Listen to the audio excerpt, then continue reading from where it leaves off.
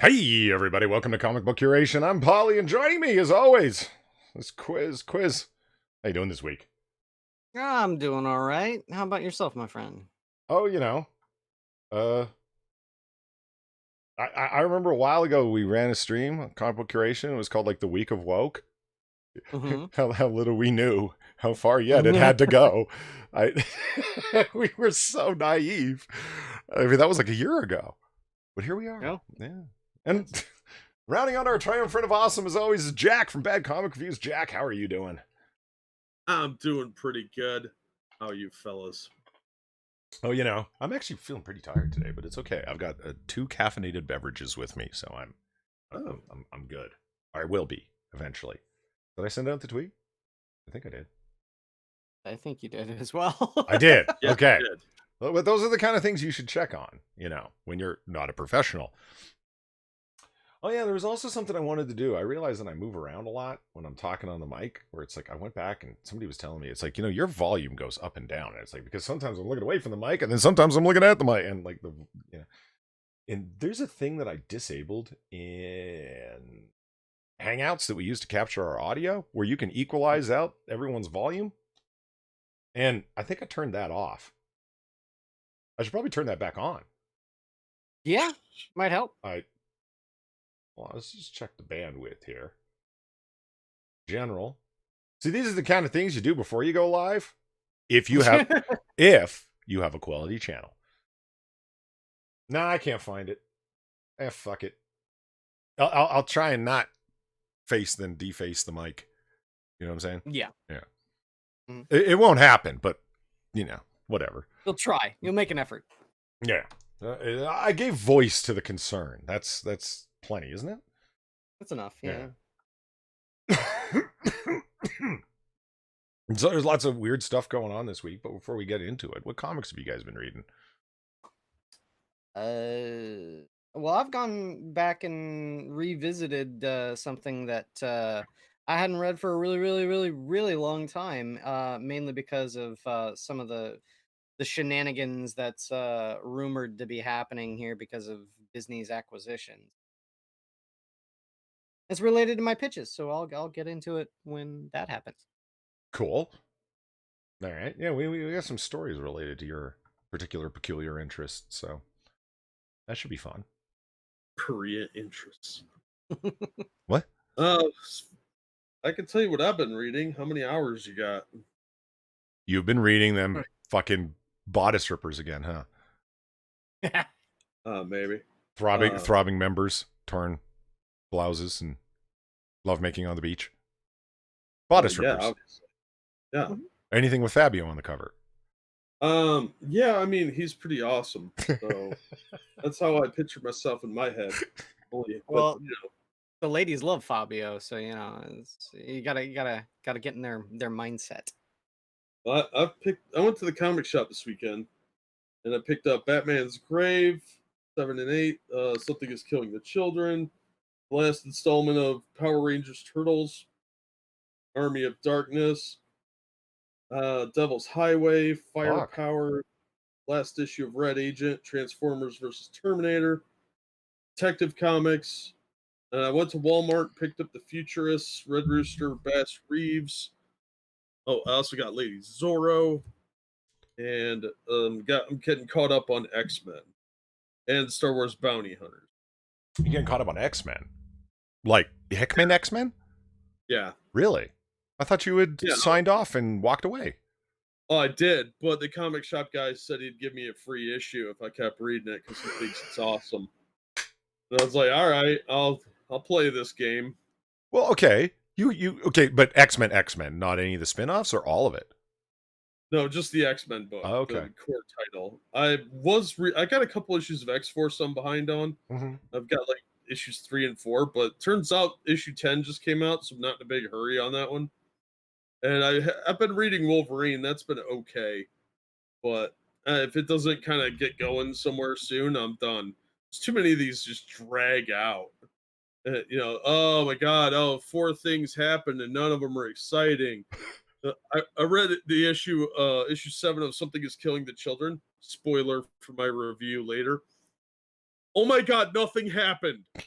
Like literally nothing happened in the book. It's all people standing around talking, and the one chick jumps down to kill some monsters, but they get like run away from her while she's trying to kill them. And some guy shows up right before she could go chase him, and they start talking for like 4 pages. That was the entire issue. Was just people standing around talking and babbling. Nothing happened for $4. My children are dying tonight at 10 p.m. Right? If you don't follow me on Twitter, you won't get that joke. Yeah, it was.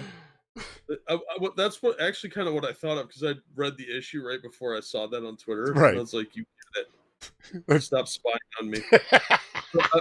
I've got issue 8 sitting here now. I don't want to read it because I was kind of enjoying the story, but it's just not going anywhere. Like, well, this is okay, Jack. This is what I'm saying. Like, I know this is an unpopular opinion. I've heard your thoughts on it before, but I'm going to suggest that you reconsider again. Try Excalibur. It's not that bad,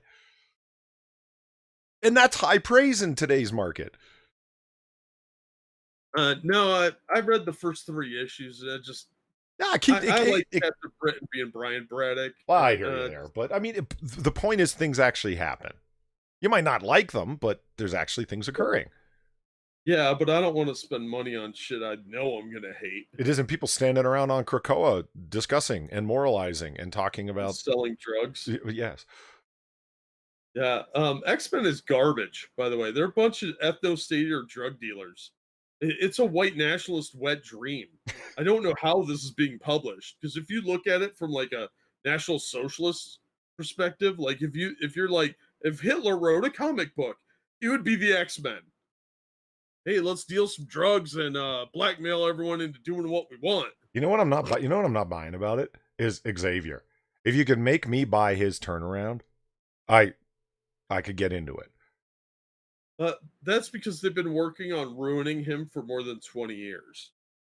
Yeah. I don't think he needs to constantly have this dichotomy repetition argument between Xavier's dream and Magneto's realistic worldview. Humanity will never accept us. No, we need to like blah, blah, blah. I don't think you need to play that out forever. You could have Xavier change. That's fine. But I'm not buying the rapidity of his change and the radicalism of his position. I'm just not like, wait, what?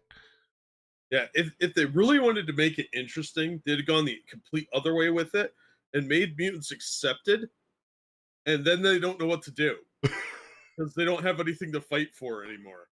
Well, we know what happens from the real world when that goes on. They start complaining about increasingly smaller and smaller things, and microaggressions against mutants would become the point of contention. Yeah, but I'd find that funnier because this is just sad and depressing and aggravating. That would be, as Stan Lee would say, the world outside your window.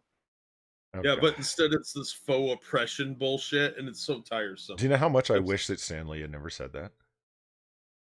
Like he just meant comics that were like, Spider-Man or Peter Parker rather had girlfriend troubles, right? It was Bruce Banner is beset. He's cursed by his powers of the Hulk. It's not Superman enjoying his powers. He's cursed by them. Like, those elements of humanity and realism that come into it. That's what he means. It was clear that's what he was talking about. And somehow people take that as whatever they want to. The world outside your window. Oh, well, I don't know why there's nothing but lesbian POCs in wheelchairs that are woke as fuck outside your window. But like, where the fuck do you live that this is what's going on? New York. Where every Marvel comic is set. Well, come on, man.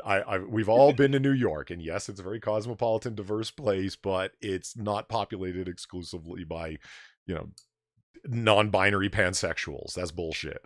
Well, no, it's non-binary pansexuals and the people who oppress them. Right. Well, good call. Good call. Yeah.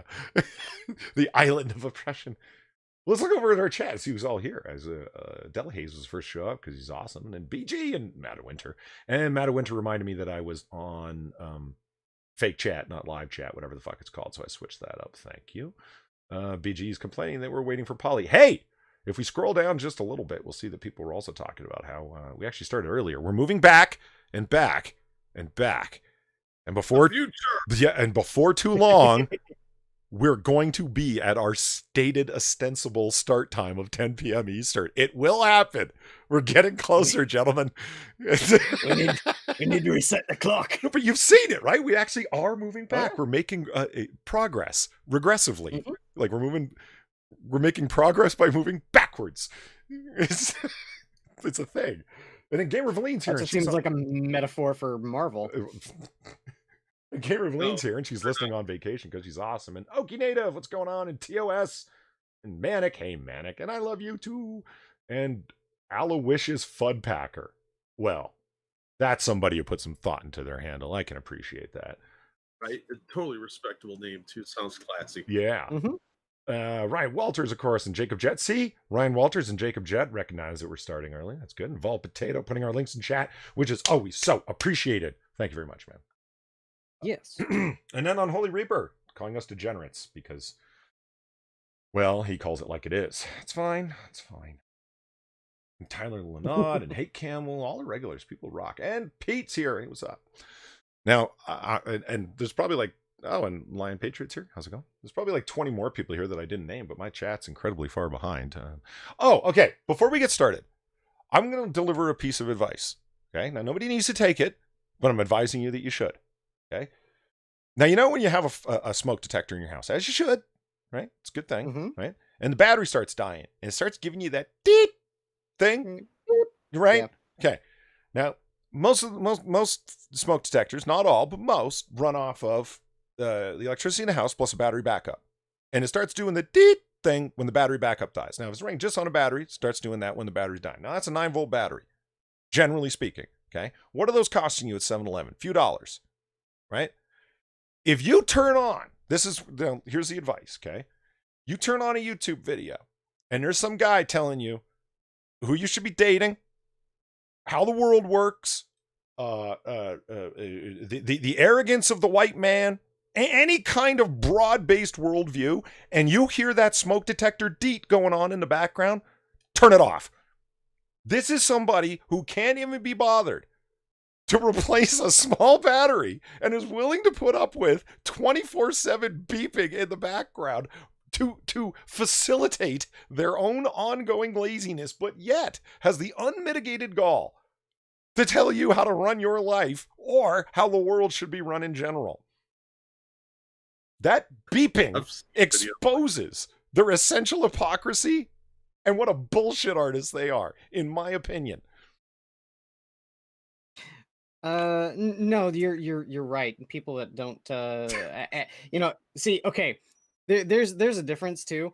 If you are the kind of person that doesn't walk the line, that doesn't take risks and just goes out there and just removes the smoke detector until you can replace the battery, then you're the scum of the earth, in my opinion. Yeah, I've seen videos like what you're describing, and yeah, those people are fucking monsters. do you understand what I'm saying? Like, Mhm. how do you have the patience? How do you have the mental fortitude? How do you have the laziness? Because that's ultimately what's going on.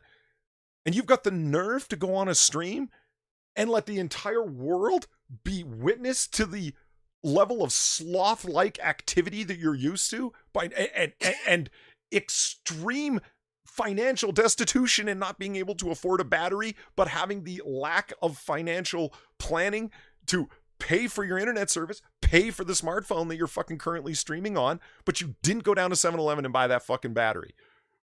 Just to stop that fucking beeping. I mean, this is a person whose priorities are so far out of whack that why are you listening to them tell you about anything? That's my advice for today. But you're not wrong. Good advice. I watched a few streams in the past few days where someone's interviewing someone, and the person they're interviewing is being really bold with the things that they're saying about how the world works and how this is. One person was saying, "Oh, everything's racist," and the other person was talking about systemic sexism throughout the history of the Western world and so forth. And another guy was just talking about his opinions on political science. It was like an academic stream, and all of them had the beep, beep, like fuck. That wasn't their smoke detectors. That was the bullshit alarm. Admittedly, those were the people that I most firmly disagreed with, and it's almost like there's a coincidence that's going on there that shouldn't be ignored. Yeah. Well, they're doing it just to spite you in particular, Polly. I'd hate to think that yeah, they're going up there and taking the battery out of the thing. Mm-hmm. Uh, No, because see then the beeping would stop. They are finding a near dead 9-volt battery specifically and putting it in there just to fuck with you. the one that I got in my house is even worse. They're connected to each other. So if the battery in one is dying, like they've got like radio, Bluetooth, whatever the fuck contacts, so the battery in one's dying, the other ones in the house will start beeping to let you know that one of them isn't working properly. Oh God, that sounds like a goddamn nightmare. Which is what I'm saying. Like it's just and it talks in both English and Spanish. So you get this robotic voice that comes on and says, "Your alarm isn't working," and then "No esa habla blasa de española." It's like, really? And that's how. And of course, that's never going to happen in the middle of the day. That happens in the middle of the night when you're asleep. Well, what? Mm-hmm. Yeah, it was actually the middle of the morning when most people are awake, but I was asleep at the time, and it woke me. I woke up to some strange computerized Spanish woman telling me in Spanish that my batteries aren't working.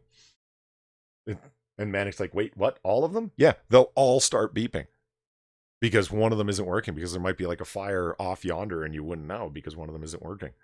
And they're fucking sensitive too. The steam from a shower will be enough to set them off. Yeah, and I say that's one thing I absolutely loathe about our apartment. They put our one detector right outside the bathroom, and if I take a really hot shower, the thing will go off. Yeah, I like our little stream about comics. Yeah. So comics. Right. Hold on. You can't read them in the shower. Wait a minute. Unless they're in a tablet. You don't laminate your comics? No. What a waste of time. Well, I'm just sharing the screen with these guys so they can see what's happening up in the happenings. And over here. There we are, chat.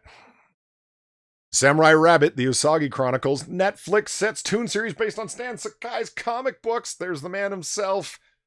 Stan Sakai. Oh, yeah. That's Stan the man. He rocks so hard. Okay, hold on. Let me just... Asian Stan the man, not the other one. That's right. Stan Lee is Stan the Man Lee, right? Yeah, good call. Now I was surprised because I didn't know this article filled me in on some information I wasn't aware of about this upcoming animated series. Netflix has set the first animated TV series based on the long-running Usagi Yojimbo comic series by Stan Sakai. Woo! The streamer today announced Samurai Rabbit, the Usagi Chronicles, which is set in a world that mixes modern high-tech images with classic Japanese references. Spawned from Sakai's comics that began in '84, and counting James Wan among its executive producers, the CGI Samurai Rabbit follows the teenage rabbit samurai Yuchi, descendant of the great warrior Miyamoto Usagi. I didn't know. I thought it was going to be about Usagi himself. I thought it was too, but here we are. Yeah. Now, I thought about, like, right away I went, and then I thought, no, wait a minute. This has totally been done before, because Stan Sakai himself did Space Usagi. You ever see it? No. I never saw it. Yeah, that's totally a thing. It was Usagi in the future, like in space. Like he's got like a spaceship and is for some reason still running around with a katana. And it's supposed to be like an extremely long descendant of the original Miyamoto Usagi. And I was like, okay, well, it's not like Stan hasn't himself done this before. So, I mean... Yeah, it's been done well with other books, too, like The Phantom. Descendant of the Phantom? Kind of thing? No, the guy in the purple tights, right? Yeah. There's a lot of different Phantoms, and they've done different generations of them as different comics. Doug Rampant says, Polly, you do sleep with strange women, Polly. Well, yes. I just don't see how that's relevant here. Let's leave Polly's proclivities for ladies of the night out of this and focus more on the rabbit. here. Professional women of leisure, I believe, is the Oh, preferred title. It's- Speaking of well, I mean, they can call themselves what they want, and it's not going to change what I call them. speaking of cocaine and hookers, we got a story directly related to that coming up. Oh yes. Oh yeah. How often do you get to say that? Right? Before I forget, I want to thank Stunlock Joe for sending us this story because I wouldn't have seen it otherwise. Yeah, absolutely. Jack mentioned that in the DM. It came to me by way of Jack and came to Jack by way of Stunlocks. That's awesome. Greatly appreciate when you guys send us stories because sometimes it's totally stuff we've already seen and sometimes it's not like this. So it's like well appreciated. I mean, we knew the story was coming. We talked about it a while back when Stan Sky just did a little short interview saying the production's underway and everything's on the go. I'm a little dubious of the fact that it's a CGI series, but that's not necessarily bad. That could be okay. You know, it's just I just don't want it to be trash Flash. You know what I'm talking about here, Quiz. Yeah. So let's continue reading. It'll follow the teenage rabbit samurai Yuchi, descendant of the great warrior Miyamoto Usagi, on his epic quest to become a true samurai. But he isn't alone. He leads a ragtag team of misfit heroes, including a roguish bounty hunter, a cunning ninja, an acrobatic pickpocket, and a faithful pet lizard. Of course, like, if you read Usagi Yojimbo comics, there's always the lizard in the background that's following him around kind of in the distance. So it's great that they left that shtick in. As he battles depth-charging moles, metal-tipped winged bats, and monsters from another dimension, all in pursuit to become the best samurai Usagi. The series hails from Sakai, creator, illustrator, and writer of the comic book series, who will serve as executive producer along with Galmut, Dark Horse Entertainment, and Atomic Monster. And Dark Horse can need all the profitable enterprises they can get right now, am I right? Yeah. Fuck. So it just lists a various load of people that are involved. Candy and Doug Langdale are also attached as showrunners and executive producers. I mean, it's fine that there's this cast of characters in it. That Stan Sakai's there and that they want to remain true to this. The flavor of the comic book series is an important thing, which I had read before, and that's good. I just when it's like he's a teenager, I just don't want it to devolve into CW young adult stuff. Do you understand what I'm talking about? Yeah. It's like, I need to help my friends. The most important thing is that we're all diverse. Isn't it great that we all learned the value of friendship today? Yay! Then they joined the Get Along gang with Montgomery Moose. Ugh. It just wow, dated yourself a little bit there. That's okay. A little bit. Yeah. Feel a little old right now. But I Need mean, to go watch Jason the Wheeled Warriors. I'll be back later. we got a new Dark Horse Usagi series, which is just as good as I wanted it to be. Jack has done great reviews over on Bat Comic Reviews. If you want to see great short reviews of them, you can check them out over there. His link's in the description. Yeah, the series is great. So I'm remaining optimistic, like that maybe Stan Sakai in this dark time of a lack of creativity is going to help pull through an awesome animated series. Wouldn't that rock? Fingers crossed, man. Fingers crossed. Yeah, because Usagi Yojimbo's been one of the best series on the stands right now. Yeah, I've been really loving it. Like that and Blade Runner have been my two favorite things coming out recently. And true, they're old IPs, which shows you that, you know, old stuff needn't suck when you introduce it anew. Just Right? don't hire crackpot writers who are looking to grind an axe. Saying. It's weird that not once has Trump appeared in either of those books. Yeah, I mean, are these guys going to stand up for Black Lives Matter or what? Right? Fucking Black racists. rabbits matter.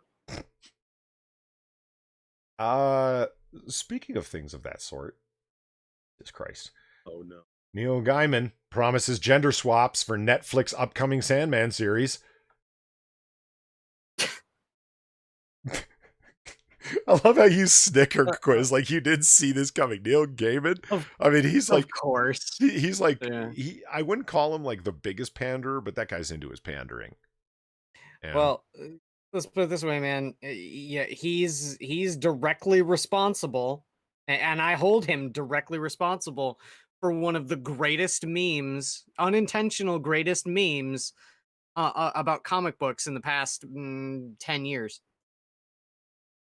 And no, I'm not talking about I'm the goddamn Batman. That one's pretty great too. But no, That was misunderstood.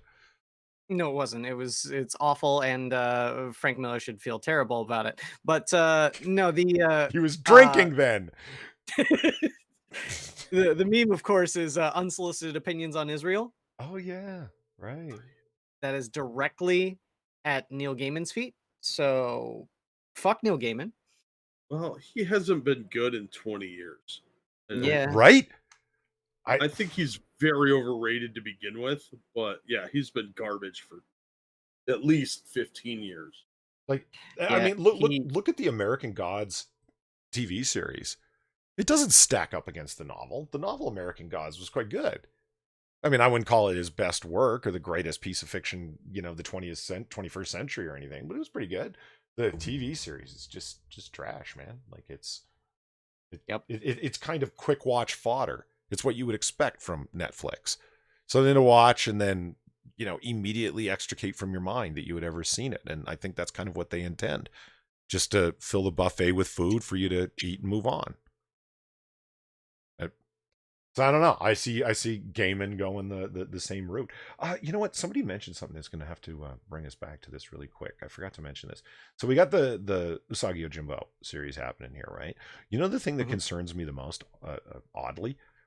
Who are they going to choose to do the voice of the rabbit? Somebody in chat mentioned Bruce Willis, and I'm totally in for that. But as long as it's not, I'm open to a wide range of types of voices for Usagi. I've never stopped to think about, like, in the years and years and years that I've been reading Usagi Yojimbo, I've never actually thought about what he sounds like. Like, I never pictured him as sounding like Brooklynese high-pitched, like Mel Blanc's Bugs Bunny. I don't know what I pictured him like. But you know what's wrong? The way they had him talking on the original Teenage Mutant Ninja Turtles cartoon.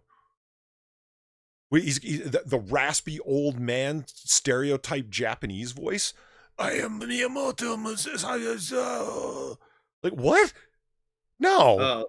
Look, racial stereotypes against Asians are still acceptable because they're white now, remember.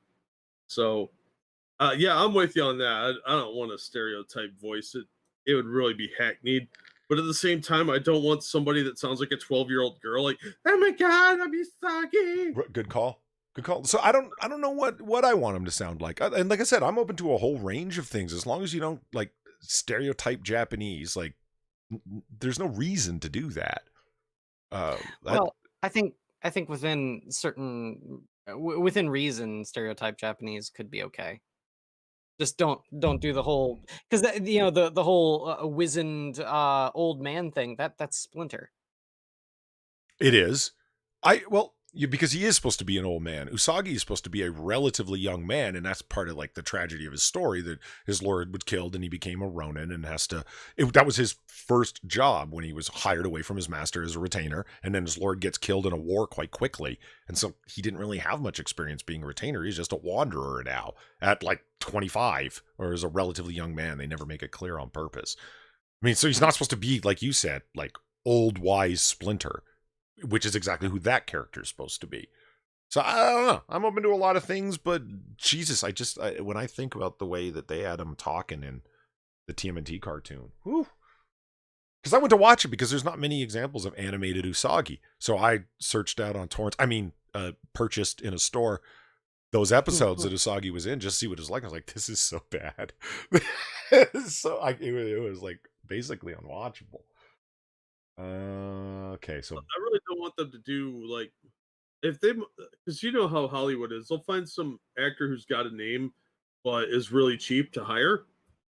So I'm guessing they'll get Michael Rappaport. Why Michael Rappaport of all the people you could have named? Because he has the most annoying voice and accent I can picture in my head. He really does. Yeah, I find him to be a detestable person mostly because of his voice. You know It's what's like funny? That's what makes Copland from 1997 such a great film, because Michael Rappaport's in it, and it's a cast of characters. It's an ensemble piece. There's no main character, but he's perfect for the role that he's in because he's supposed to be an obnoxious, annoying guy. He's perfect. He just embodies the annoyance. I don't think he knew he was in a movie. He's like Mickey Rourke. He thinks people just get his name wrong.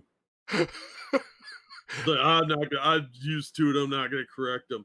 But he's got that annoying, like heavy Brooklyn accent, and he plays it up like everybody. Because all New Yorkers think the Brooklyn accent's badass, and Yeah. to everybody else in the country, you sound like a fucking retard. Yeah. Okay, Mm-hmm. and it's not that far with Boston either. Okay, I'm sorry. So, I'm sorry to tell you, Wahlberg family, but your accent is not cool. Okay. Hey, whoa, yeah, look out, man! I know you have a proclivity for the Asians. You know, he may come and shoot you. Thank you much, Evolve Potato, for the donation. I always hear Usagi in the voice I heard in the 2000 TMNT TV series. It's what I grew up with, and it's a young voice, but still knowledgeable. Well, see, I completely disagree with you. I think it was terrible. Well, no, wait a minute. The 2000s TMNT series. Okay, wait a minute. I've never even heard that one. Yeah, I'm thinking that trash ass, what was it, late 80s cartoon series? The one with Rob Paulson playing half of the turtles. Maybe. It was really corny and obviously oriented towards kids. It's the one where they had Uncle Phil playing Shredder. Yeah, the one from like 89 through 95 or whatever. Yeah, like the ancient one.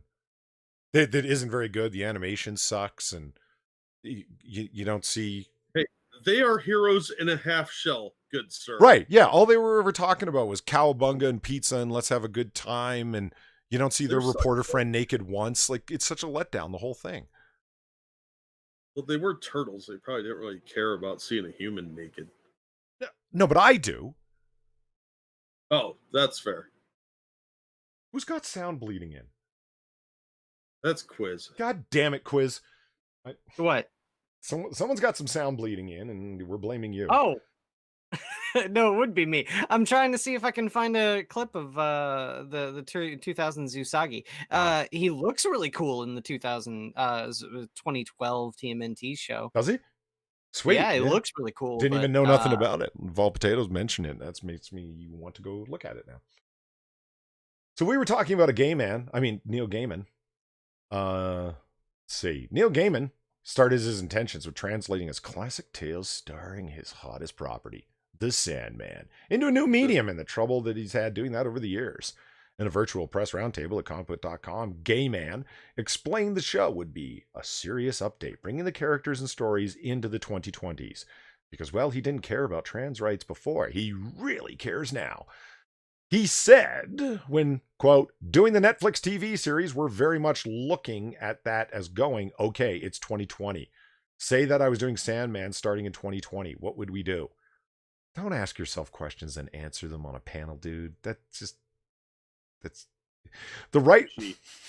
Yeah, the writer added he is considering changing character genders. How would we change things? What gender would this character be? Who would this person be? What would be happening, he said. Then Gaiman discussed why it took so long to get a live-action adaptation of Sandman made when it's been pitched and attempted for decades. For Netflix right now, people have tried making some movies and adaptations for 30 years and actively tried making them for 25, and they've never worked, the Gaiman said. He continued, and they never worked because all the special effects, what we need to do the special effects, they never worked because you were making something that was adult. Okay, it's just never a big enough budget, fair enough. Making a big budget R-rated movie was a stumbling block. People would write Sandman scripts and they'd go, but it's an R-rated movie and we can't have $100 million R-rated movies. So that wouldn't happen, Gaiman said. Yeah. But you're wrong. I hate all of this. Everything you just read offends me on some level. And it doesn't help that Neil Gaiman is aging into Howard Stern. Does he look like Howard Stern now? He kind of does. Or B. Arthur. I'm not sure which. Yeah, that's a good point. So I went and I looked it up. Usagi Yojimbo is voiced by Yuki Matsuzaki in the 2012 TMNT stuff, and no, he's right. It sounds pretty good. Does it? Is she Cool. hot? Yeah. You know, the well, James Colley says Usagi should be voiced by Jackie Chan or Jet Li. That's exactly how it would go, because they wouldn't get somebody who's Japanese. They would just get an Asian, because they're all the same. Am I right? Like we are not willing to whiteface a Japanese rabbit.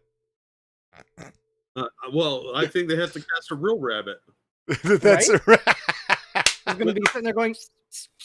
with a history of living in or near a samurai temple or a shogun palace. Well, that's what they need to do. They need, the Rabbit Island in one of the Japanese I was islands. just about to bring up Rabbit Island. Yeah, they need to get, because I mean, it's not like they don't have enough to go around. Yeah, It's Right? like- They it's- won't miss a few. yeah, They'll put little kimonos on them. And that'd his be so girlfriend- adorable. That's so It would. We'll put little swords on them, and he'll have a little wakizashi and everything. Oh, it'll be adorable. If I can be so bold here, it's a hakame, not a kimono. No, for his girlfriend. Oh, okay. I'm talking about what Usagi wears. He I wears can't a pronounce hakame. hakame, so it sounds like I'm talking about some weird food. So I'm just gonna go with girlfriend and move on from there. I always, there you go, yeah. I say Usagi's wearing clothes, and just leave it at Well, that. that's the swordsman's outfit. What he's Yeah. wearing Clothes? there. It's called a hakame. Well, this Yeah, well, just he'll leave it have alone, pants- Quiz. It's fine. Yeah, he'll have little bunny trousers. It'll be cute. But it's gonna be vape bleed. Yeah, I know. I gotta start vaping on the other side, because then my mic doesn't pick it up. You can't expect me to not satisfy my two ongoing addictions of caffeine and nicotine here. And if I could smoke in my house, I would, but I can't, so I won't, because I'd like to get my security deposit back. You know how it is. No. You No, I say fuck the security. yeah, deposit, you live just like a you just dog. wreck the fucking place. Screw it. Right? It's only $200. Just live around enough slumlords and you'll never get your deposit back. You won't get used to it. So you won't count on that money. Now, I mean, he's got a point, Polly. you never get your fucking deposit back no matter what. So $200. Mine was equal to rent. Oh no, for us it was $200. And when we moved out of the 3-bedroom to go down to downsize into the 2-bedroom, we actually went through all of the effort. We deep cleaned the carpet and really deep cleaned the apartment. They still only gave us, I think, like $150 of our deposit back. And then you burned it down. Well, thinking about it. Jack Gunsky says there's a Rabbit Island. Yeah, I don't know the I don't know the detail how it happened. It's like Australia writ large, I can tell you. no predators, and there they are. Yeah, what it was is that there were a lot of really small islands made to capitalize on a lot of natural resources in the 40s in Japan. And there was a really, really small island with a whole bunch of mineral deposits that the Japanese were mining for the war effort. And after the war, the families that lived on that island went back to mainland Japan. But one of the things that happened is one of the kids had a couple of rabbits, domesticated rabbits, and they couldn't take them back to the mainland with them, so they just let them run free. Now, here's the thing: rabbits are not indigenous to Japan, and on that island in particular, there are no natural predators for those rabbits, so they just populated the island with nothing to kill them or eat them. So you go to this island, it is literally overrun with rabbits. Which means they need to team it up with Ashima, where all the cats live, the cat island, and have them go to war. The cat nation attack the rabbit nation. Yeah, they could have the peace treaty at Zhao Fox Village, where all the foxes live. Mm-hmm. So what you're saying is that island is a giant metaphor for mass immigration. Well, Yes. no, because here's the thing, right? They were domesticated rabbits. So these rabbits have no fear of humans. They made Uh, America's domestics. Oh my god, it's like the Mexico of Japan.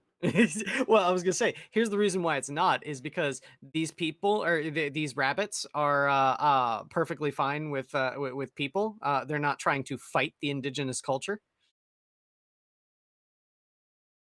Well, okay, I just turned my noise gate up. Hopefully that'll cut out some of the static, like the wind from the window outside that I've got open, and my vaping. But it probably didn't work. I'll need to tune it because on this show, tuning audio is a never-ending pain in the ass. Okay, let's talk about who Yeah. they're trying to cancel now. and it's Bucky. Bucky's the answer. Sebastian, listen carefully to this headline. Sebastian Stan targeted for cancellation after rumored girlfriend's costume party outfit declared racist. Girlfriend's costume party out. Well, okay, so it's Rumored girlfriend. so hold on. Was his girlfriend wearing the outfit, or was it he wearing the outfit at his girlfriend's party? Now, I haven't read this article, but here's my takeaway from this, the way that sentence is constructed. Uh-huh. A woman who's rumored to be his girlfriend was at a party and wore a costume that was declared by somebody somewhere, I'm guessing on Twitter, to be racist. I'm betting he wasn't even there. I'm betting he's not even dating this. Do you see what I'm He's saying? like, what the fuck did I do? Like, the desperation has gotten this far, is my guess. But let's read the story and find out. Maybe I'm jumping the gun. Marvel Winter Soldier actor, yeah, in case you didn't know, he's the Winter Soldier and Bucky, looking pretty awesome in his World War II pea coat there, is being targeted for cancellation due to his rumored girlfriend's costume for an Asian themed party that happened over 2 years ago. Stan's rumored girlfriend and Spanish actor Alejandra Onelvia, whatever, was tagged in a photo by a self-described journalist, Casilda Agaria Santa Marangia. Oh, wait, so this might not even be that chick? We have a photo that somebody else labeled that is of possibly this woman who may or may not be dating some rando actor. Yes. That's Aguilera, Polly. Whatever. The photo, dated April 1st, 2018, shows the two attending an Asian-themed costume party, where it appears guests wore kimonos and other articles of clothing from Asian styles. Sangabiminggung captioned the photo, Asian Night. Aving responded to the photo saying, Mendena Nachino. That translates to, quote, what a Chinese night. However, it can also be translated to, what an Asian night. So here they are. Here's the photo of them doing their thing. According to Newsweek. Oh, Jesus. Great. Get more reliable by the second. Yeah, Newsweek. Tell us about what's happening on Twitter and Instagram. Yeah, the Instagram post would be discovered by Twitter user Angela S550, who took to Twitter to call out Stan and gin up a Twitter cancel mob against him. She wrote, "What the fuck is an Asian night? Are you kidding me? 5 question marks. This is nasty." Angela S550 also claimed the post was on an Instagram account. Quote, for context, this is Sebastian's PR girlfriend dressing as a Japanese geisha, which extremely disrespectful and racist. Not which is? What, Asian whores? I mean, not okay. This post also on her profile and captioned 2 Japaneses and hashtagged geishas. This post is also on her profile and captioned 2 Japaneses. And you know who doesn't care? The fucking Japanese. Yeah, the Japanese couldn't give a shit about this. So they would think, oh, that's cool. They like our stuff. They're using it. Awesome. Wow, Angela S550, their title name or their handle name is Stan Tom Hiddleston. Like, okay. O'Neill did share the same photo on her Instagram account. She captioned it "Dos Japanistas" in the middle of the night. Hashtag geishas. Translates to means 2 Japanese women in the middle of the night. However, Angela550, or Tom Hiddleston, did encourage their followers to try and cancel Sebastian Stan, not only for his rumored girlfriend's costume from 2 years ago, but for his alleged lack of support for the Marxist and violent Black Lives Matter organization. Oh my God. Angela550 wrote, "I'm begging y'all," appropriating African-American linguistic culture there a little bit. I think you might need to be canceled. "I'm begging y'all, retweet this. Bring awareness to this. He was literally so late to comment on BLM and needed permission from his team to post about it. Retweet this and get his team's attention." You missed a apostrophe. "So that they can know to set him up with a racist woman. Man." So this bitch spent how many hours going through 2 years worth of Instagram pictures of some alleged girlfriend who may or may not have ever dated this guy to get even with him because he wasn't quick enough to support Black Lives Matter. Is that what I'm getting from this article? I mean, this is, yeah. All right, Giant Meteor 2020. Fuck it. Burn it all down. I don't care anymore. It's fucking stupid. Why do we let these people have the internet? Some people are just too fucking stupid. Like, put your fucking helmet on, find your Wrangler, and go to your room. Did you notice the title for tonight's stream? Whatever that sound bleed was. Cancel culture wouldn't exist without social media. It would be a lot harder for sure. Yeah. I don't understand how there's a sound bleed. I really don't. I'm sorry. Well, no, it's just we all fell silent at the same time, and then we hear this come through. It's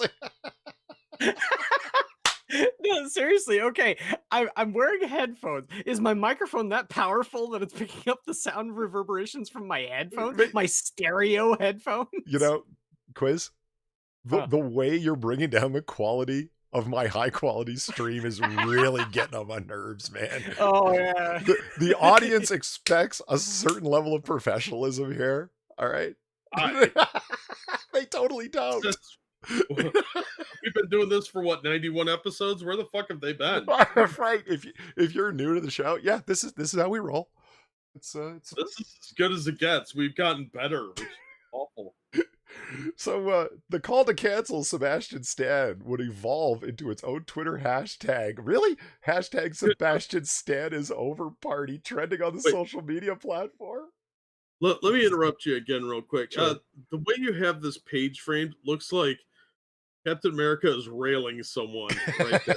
Well, this And I'm just picturing it Sebastian Stan right now. Okay, we have talked. Okay, in case anybody hasn't heard me say this before, I just, I'm going to interrupt my own point. Those moves are CGI. Guys out there, you don't need to feel bad. Now, this is from Captain America, the first Avenger. That's my favorite MCU film. I love it to death. But Chris Evans' moves are CGI'd in that scene, and I can prove it. Okay, like he's got like full-on lady boobs working, like they're so over the top. It's ridiculous. He ain't got the pecs like that. I mean, there's like 2 months worth of steaks there just in his pecs alone. Come on, Then that's not even mentioning his hair plug.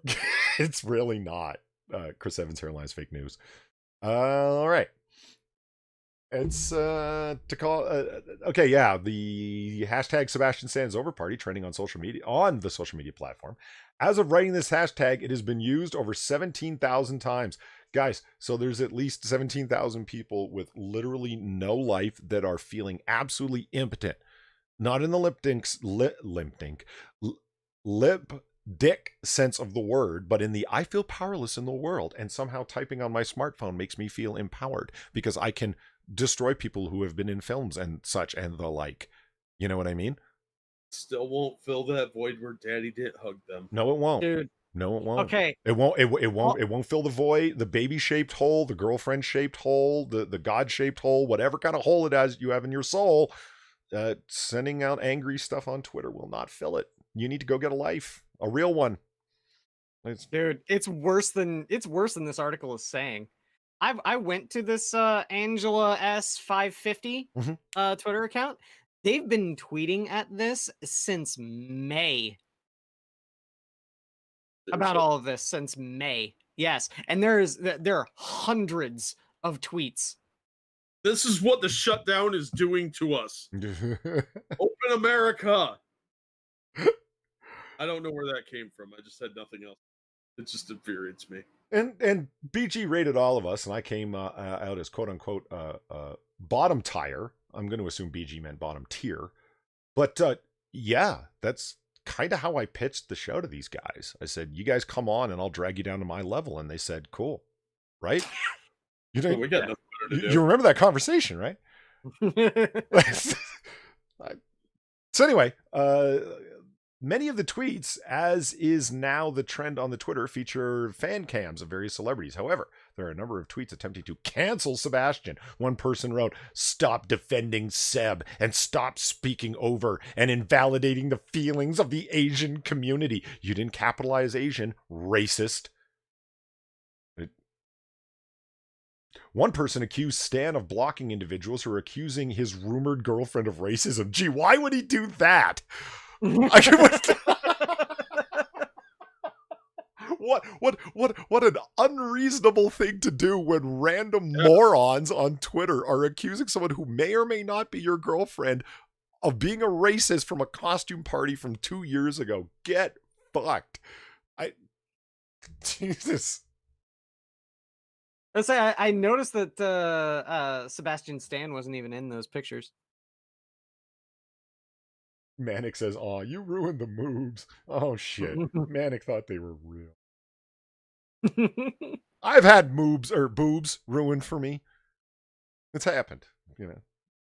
But yeah, Shady's posted some pretty amazingly awful pictures on the Discord. Of what? These I'm guessing porn stars with like H cup fake bubble tits walking around on like Venice Beach or something. Like it's men? No, women. Women. Okay. Yeah, it's disgusting. Well, yeah, you know, such a thing as too much boob. You know, peck inserts are a thing, right? Oh, absolutely. Yeah, yes. and they look as bad as you would think they do. They're meant for, you know, they're meant for clothing, not for hair reveal. You know, those two giant cuts underneath your pec kind of reveal what happened. Let's see, where were we at?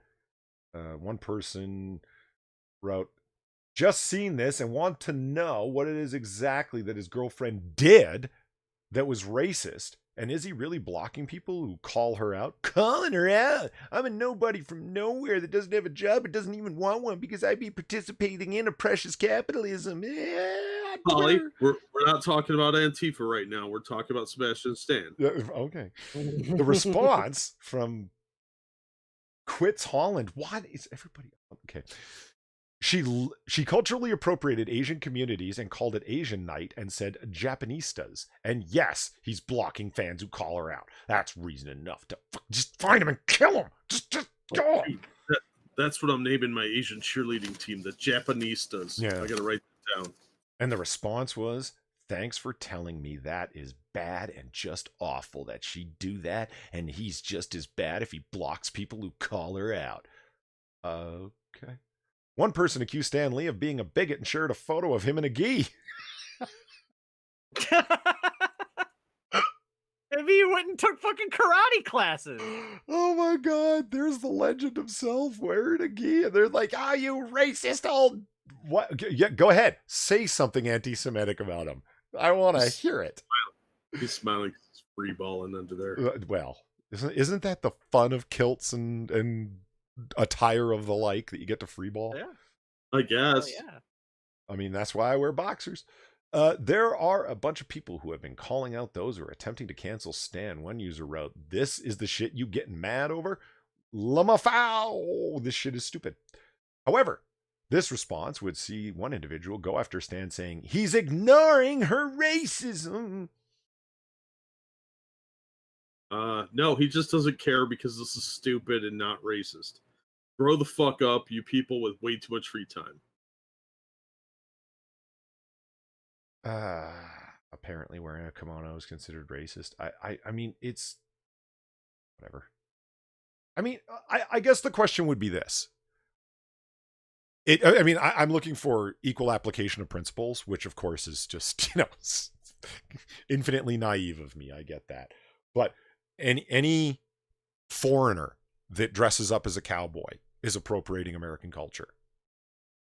That would be that same idea. And no, it can't, because America, white people, power differential racism.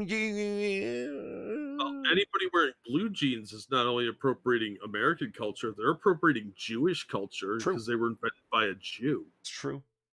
Yeah. So, yeah, boggle on that one, kids. Levi Strauss was Jewish?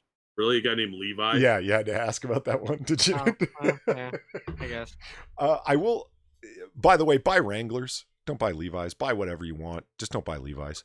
Because, amazingly enough, the Levi Strauss Company is against the Second Amendment. What? Why?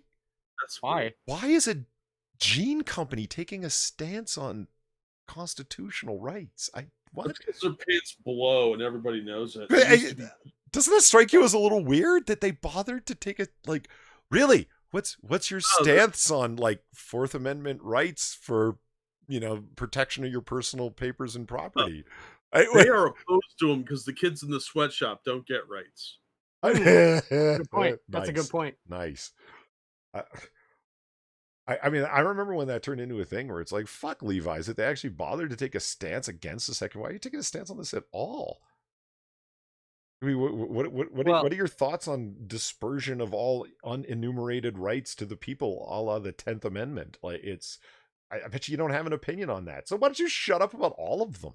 Fucking hell. See, you know what that little pocket that's at like your hip in your jeans is actually for? People think it's for your pocket watch, but no. That was for a Derringer, and that's toxic, and we need to change history, Polly. Yeah. Well, watches are a colonialist construct too. So yeah, we need to get on board with this cancel the world hashtag, guys. Is that people are canceling Sebastian? Cancel everything. Yeah. Everybody has to go back to wherever their genetics are from and only dress like those people. So if you'll excuse me, my leprechaun outfit, it just arrived. Hoity-toity-to. Apparently wearing a kimono now is considered racist. Let's cancel costume parties too, so this shit never happens again. Yeah, let's ruin comfortable clothes for everyone. Fuck you. I hate these people. Yeah. They all look like they smell too. Have you noticed that? People are really trying to cancel Sebastian Stan over his rumored girlfriend. It's like, no one's even sure. Like, it very well might be his girlfriend. Who the fuck knows? But that's pretty cute. So it seems as more and more people interact with the hashtag, fewer and fewer people are on board with the idea of canceling Sebastian Stan. Well, it might seem like this campaign to cancel Stan might go. What are sensitivity readers? Sensitivity readers are a subset of beta readers. Oh yeah, they are. Who review unpublished manuscripts with the express purpose of spotting cultural inaccuracies, representation issues, bias, stereotypes, or problematic language. While these readers are not new to the publishing landscape, they've recently risen to prominence thanks to the encouragement from organizations like We Need Diverse Books. Great name for your company. There has been an earnest push to include more diverse characters in published literature, though some of these good faith efforts have met with a mixed reception. Such readers particularly became a hot topic in 2016 with the pre-release of the young adult novel The Continent was quickly met with online reviews pointing out the problematic portrayals of people of color. The book's release date was pushed back and galley copies were sent off to sensitivity readers, which resulted in numerous changes, which brings us to both the case for them and against them. Dun dun dun. Yeah, Jesus Christ. The cover is problematic. Change it. Finding the right reader for your book. Expect to pay for reader services. Prices will vary, but generally fixed prices start from $250 for a novel. Some sensitivity readers charge by the hour. Make sure that you get it all down in a contract so that both of you are on the same page before starting your collaboration.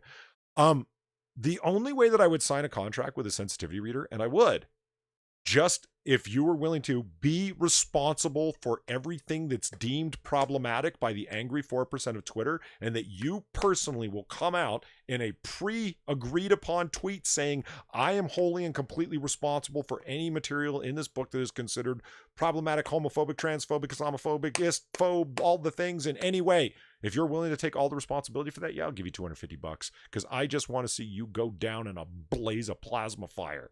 Because nothing's ever good enough. You would have to. He's a plasma fire. You would have to purposely write the most degenerate, filthy, racist, homophobic thing on the planet just to see how good they can do their job. Oh, dude, their heads would explode. It's great. Yeah. It would have to be romance on top of that, because sensitivity readers make it sexy. All right, you know what? We're going to talk about something that I'm out on a limb on. More than what we've done already? Yes. Yeah, Oh, actually. dear God. I think Affleck is awesome. Now, I understand that puts me at odds with some 98% of the people out there. But that's fine. I'm okay with it. I love Ben Affleck as Bruce Wayne. I think he's fucking great. So, As Bruce Wayne, he was fine. I think he was a pretty slick Batman too, personally. But that's I mean he's not my favorite Batman / Bruce Wayne. He's not. But people put him like at the bottom of the list. There's people who put Val Kilmer above him, and I'm like, okay, now you're just. I put Val Kilmer above him. Well, yeah, but Val Kilmer was easily the best part of that movie. That's low. Yeah, dude. No shit. That's the saying. Val Kilmer was the best part of the Island of Dr. Moreau. You haven't really said much.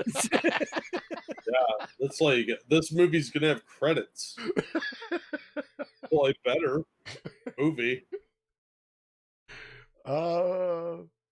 Okay, so here we go. Rumor: Ben Affleck's still back as Batman for HBO Max despite new claims. A pretty reliable scooper shattered our hopes last week when he shot down the rumor that Ben Affleck will suit up on an HBO Max to finish his arc as Batman. However, the writer who pushed that initial story is standing by his claims.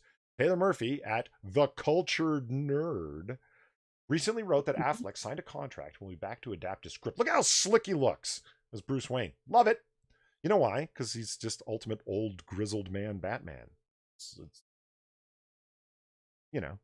Anyway. Alfred, there's a hooker in my car. No, we're not. We're talking about Bruce Wayne, not Frank Miller. Yeah, oh. BG says right. Ben Affleck was a good Batman with a lousy script. Right. In both movies. But this was the thing. Like, supposedly he had signed on, where Affleck had signed on because it was like, after I do this, I'm going to get senior script approval and be able to direct a film simply titled The Batman. And it was contractually set up contingent upon certain financial success markers being passed with Batman v Superman and Justice League. And they weren't. So he was able to get out of that contract, and he wanted to, because like, this thing has just gone awry. I don't want to do this anymore. And I'm like, God damn it. Like, Affleck is arguably a better director than he is an actor. Very arguably. I mean, Argo was fucking sweet. The Town was sweet. Gone Girl was stupid, but some people liked it. Live by Night was fun to look at, but a horrible script, but a good director. I wanted to see him direct a Batman film. Like, is it Christopher Nolan or Tim Gothman and nothing else? I mean, is that all we get? Yes. I don't think it should be that way. Affleck was the bomb in Phantoms. I'll give you that. But beyond that, he is pretty hit and miss. He was good at the Jay and Silent Bob movie. But yeah. In, Chasing Amy and Mallrats. Yeah, he's okay in Chasing Amy. Mallrats was much better. Yeah. But he's had a few misses recently. But I'm willing to give him another shot as Batman. I'd go see it. I say there's a really damn good, really early Ben Affleck movie called Glory Days, where he plays a punk, and it's really good. Like this, it's like this. So we graduated college. What do we do now? Sort of teen angsty sort of movie, but it's fucking great. I love it. Heroic Hollywood's Humberto Gonzalez tweeted out on the 7th that isn't true. Gonzalez wrote, as much as I personally want to see this, unfortunately, this is not true. But Murphy appeared on Lightcast podcast, sticking to his guns and defended his claims and the legitimacy of his sources, whom he says are members of his family that work at Warner Brothers. Oh shit, he's got people on the inside. Murphy shared leaked images he received from the backup what he says. They're of Black Superman suit, the Shazam family, Pokermen movie designs, and a picture of one of his family members at the DC offices. The Cultured Nerd logo covers all the individuals' faces to redact their identity, his identity, their whatever. Murphy believes his sources and claims he has multiple he will double check with. Murphy believes his sources and claims he has multiple he will double check with. Multiple Yes, sources. multiple It's a really stupid sentence. That's a but tortured yeah. sentence, man. Wow. Yeah. They told him Affleck signed, quote, "It happened." Affleck has reportedly signed a contract, and we talked about how we had a couple of other sources who said, hey, it happened. He signed. And we're like, okay, cool.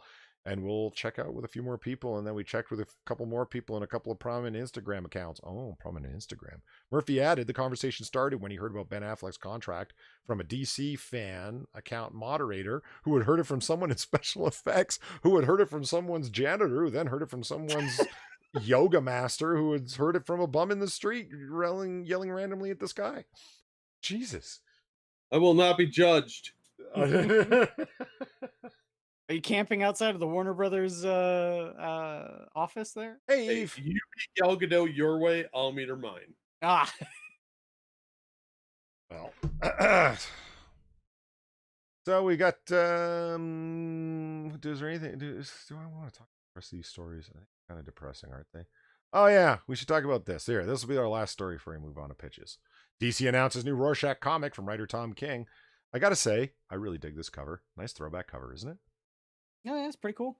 Yeah, until you open it and Tom King ruins it with his garbage therapy journals. I hear you. Whoa, shit. Oh, go. Crazy things are happening. Hold on. Okay. The iconic trench coat clad flasher and violent vigilante died at the end of Alan Moore and David Gibbons' original Watchmen comic. But as the franchise has been reviewed in recent years and multiple people have become flashers themselves, various writers have posited different fates of the character's original legacy. In Damon Lindelof, Watchmen TV series for HBO, Rorschach's mask is picked up by a sequence of flashers decades later by a white supremacist group who are also flashers as the 7th Cavalry as they hunt his killer, Dr. Manhattan, and flash him. In DC's Doomsday Clock, from Jeff Johns and Gary Frank, which finally introduced the Watchmen characters to mainstream DC superheroes like Superman and Batman, the Rorschach mask and the mantle is claimed by the son of a psychiatrist who's been under therapy for flashing and analyzed the original Rorschach in prison. A third interpretation is now on the way as DC Comics announced Wednesday morning that the new Rorschach comic series is forthcoming from serial flasher Tom King, along with artist Jorge Fornes, colorist Dave Stewart, and letterist Clayton Cowles, to the knowledge of no one has flashed anyone yet. The tagline for the series is Rorschach may have spoken truth, but he will dangle in public when he pleases. This refers to Rorschach's original detailing of the Ozymandias plot. Ozymandias' plot to fake an alien invasion in order to end the Cold War, which he sent to a right-wing newspaper before his death, along with multiple dick pics. The question of whether it was published and or believed is left hanging, much like his member, at the end of the comic. In the world of the Watchmen show, the truth is... You're talking about Dr. Manhattan, not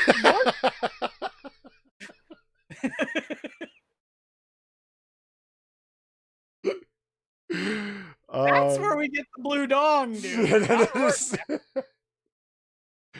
Yeah, so anyway, this he's like the HBO Watchmen show and very much like the original 86 Watchmen. This is going to be a very political work, said King.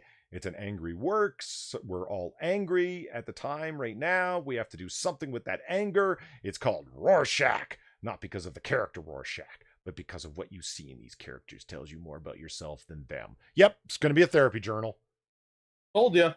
Well, okay. Holy fuck. someone else is already interpreting it too. I'll just read a paragraph here, and then you can tell me who wrote it. And I'm sorry, I think I might have broken a covenant here earlier in the stream. But despite the fact that I think Rorschach is a character that is often misused and mistakenly lionized by some fans of the comic, I really, really enjoy the idea of expanding up the world that Moore created. I don't think everyone is up for the task, but if they are planning to focus on the after effects of Rorschach's actions, that is compelling and considering the political climate that we are in right now, where journalism is seen as suspect, this is a conspiracy theory story that people will eat up. Who wrote that? What do you think? No idea. Princess Weeks. Really? Yep. Why do people let their cats near the keyboards? Well, look, man, I called this. It's gonna be a fucking therapy journal with a healthy dose of Orange Man bad. Calling it now. It's all it's gonna be. It's gonna be trash.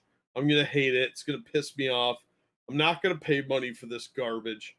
And Tom King sucks. He is a one-trick pony who sits around trying Yeah. to work through his personal problems and mommy issues. It's sad at this point. He's not good. Not healthy either. I mean, like the criticism that's always coming at King is that he is using these things as his therapy journals, and everything is about psychology. The whole heroes and villains alike sitting down with therapists, and I was talking about the Rorschach. It's like, you know, it reveals you and what you look at, and it's going to be a heavily political book, and we're all angry because it's an angry time, and it's like you're pretty much like confirming before anyone's even read this that you're going to do exactly what people stereotypically expect you to do. Goddamn, Tom King. What is it with you? I mean, you have to imagine that question came up with his editors. Like, you know, he submits yet another story, and it's like, really? Therapy? Again, huh? Well, no, because they think he's a genius. Because he writes these like weird introspective navel gazing things where he just picks at his belly button going, I'm so deep, man. And everybody's like, oh yeah, you're really deep, dude. And they just sit around and do bong hits together because they're all fucking idiots. Oh, fuck. He I ain't have a wrong, lot though. of faith in DC, sorry. Oh, you know what? Fuck. You guys got to see this too. Hold on, let me rearrange the screens. Well, I was just gonna say, yeah, it's the sort of thing. Polly was hit me up one time on Discord asking if there was a term specifically for um, someone says they like a thing, sorry, someone says that they don't like a thing, so that immediately makes you think that because their taste is so awful that you will like the thing. Yes. And I think it also works in reverse. So because Princess Weeks is saying that she's looking forward to it, probably going to be terrible. That's all I got to say. Okay. Guys over that away. Oh, yes, yes, yes.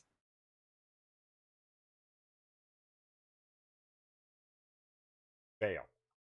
The hell. Fail. What the hell? What the hell? Why isn't... Oh, no. I broke the internet, guys. No, OBS isn't capturing anything anymore. Odd. The fuck? His eyes confused. See, I mean, all they got is a giant black screen. They should be seeing a comic book right now. Are you trying to window capture from CBR Reader? No, I'm trying to...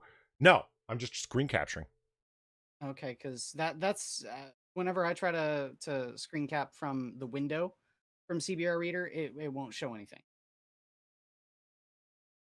So I have to share the entire screen. Yeah, that's what I'm doing, is trying to share it here. Second display, and it's still blank. That's really... Yeah, look at this. It's completely blank. So I won't even be able to pitch comics this week. Fuck. I won't even be able to talk about the awesomeness that is this comic. I could share it if you want. What kind of If bullshit is this? that'll work. I could see your screen for a second there. Oh, everything's gone now. Oh my god. Yeah. Yeah, that is the complete capture of my second screen. That has a comic book up on it right now, but for some reason is black. How weird is that? All right, whatever. Well, moving along. This is the high quality content you guys come here for, am I right?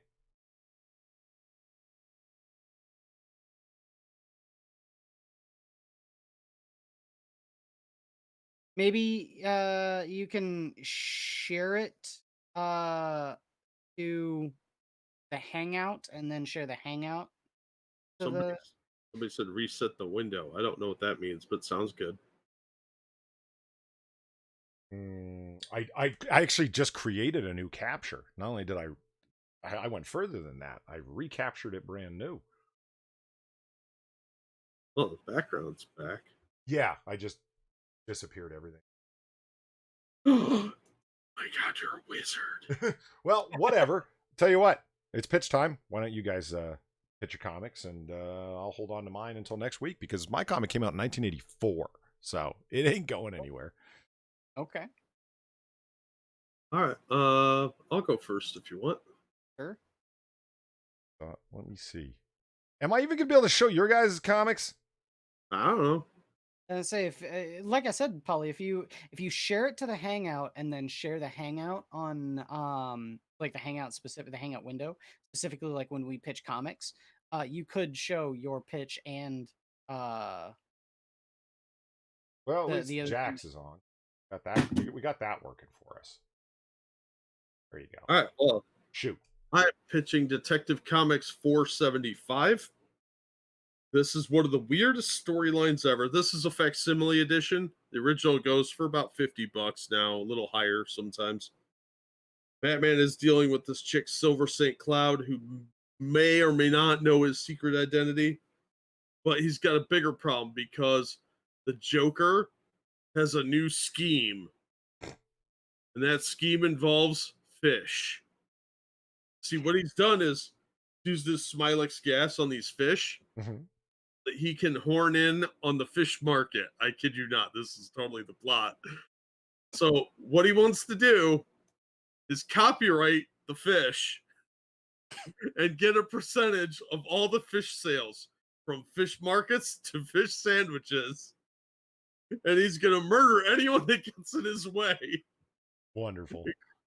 including the guy at the copyright office. This is seriously the storyline. And Batman has to stop him. He goes in to register, and the guy's like, you can't do that. It's a natural resource. And the Joker's like, oh, the hell I can't. You have 12 hours. And then it's on from there. And it gets really, really weird. This is actually a 2-part story. Well, I remember something like this happening in the animated series too, didn't it? Where Joker had Captain Clown, the giant robot that tried to beat up Batman. Yeah, but he's just dumping dead fish everywhere so he can charge people money. That's Commissioner Gordon in his fat era, by the way. But yeah, it was a good time. I had a lot of fun reading this. It was so stupid. And Batman the whole time is trying to figure out what Joker's up to because it makes no sense to him. But it doesn't make sense to anyone because it's the Joker. So he's trying to stop him through the entire thing while dealing with this crazy bitch that knows his identity. Or does she? So yeah, this was a lot of fun. It was well worth the $4. It's an old issue reprinted, obviously, but it's got fun creative team on it. The art's pretty good. It's Steve Englehart was the writer, Marshall Rogers the pencils. I'm not real familiar with Marshall's work, but he's pretty good. He does the Joker really creepy. Yeah. So I had a lot of fun with it, and I wanted to recommend it because you can still find this one on the stands. It's a facsimile. Yeah. So I thought it was worth the $4. I had a blast reading it. Pretty good, man. I miss the era where Batman had the blue outfit. Yeah, blue and the gray, and Joker did silly stuff like this too. He's murdering people over a copyright.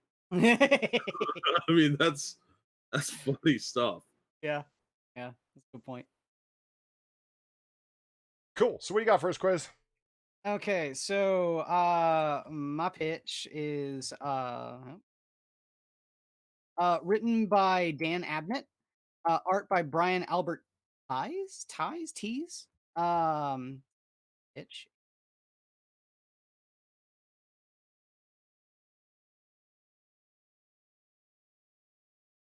My pitch is Life and Death Predator. Hmm. This is number one, Dan Abnett. So fuck yeah. But this is a really weird one too because it starts off with a Colonial Marine Corps ship orbiting LV-797. So this is quite clearly the aliens setting, right? Mhm. With the Colonial Marines. But what they are trying to do is they've got a response about a uh, seditionist movement fucking over a terraforming operation by the Weyland Yutani Corporation, and they're sending in the Space Marines, the Colonial Marines, to go and quell the rebellion and get things back on track. Only to find out that the thing that's really happening here is that there are predators that are hunting both the insurrectionists and now the Colonial Marines because they ripe hunting ground. And yeah, it's the only time I think I've ever seen where a predator is in this setting alone, but they haven't put in aliens as well. And there's the political intrigue of the Weyland Yutani Corporation working at odds with the Colonial Marines, and the mission goes foobar, and everyone has to try and fight for survival. A whole platoon of Colonial Marines get whittled down to a squad. It's all very very standard fare for Predator, and the art, in my opinion, is really good. I really like the look of this art. Um, Very harkens back to the early days of the Aliens and Predator series, and it's way better art than last week's pitch with Batman Nosferatu, which was really rough. This is actually really fine, in my opinion. Uh, Comes off looking really good, and the story's a lot of fun. I really enjoyed it. Written by one of my favorite authors of all time, Dan Abnett, and it's a Predator series, so fuck yeah. Nice. I was wondering, like, when I saw it right off the bat, I'm thinking, is that a space jockey ship in the back? Ah, okay. Yeah, thank you very much for everyone coming this week. Greatly appreciated. If you are so kind on your way out, if you haven't already, please hit that like button. If you are also additionally willing, it'd be a great help if you retweeted the tweet to this show. Thank you to everybody who donated, and we will see you again next week at the same time on the same channel. Do you guys have any final thoughts? Same comic time, same comic channel. Don't buy Rorschach. It's gonna be trash. I'm gonna give it a shot, and I'm certainly not gonna pay for it. Damn. But buy an indie book instead, and give some love to the independents. I could. All right, so there it is. Have a good night, everybody. We'll see you again next time.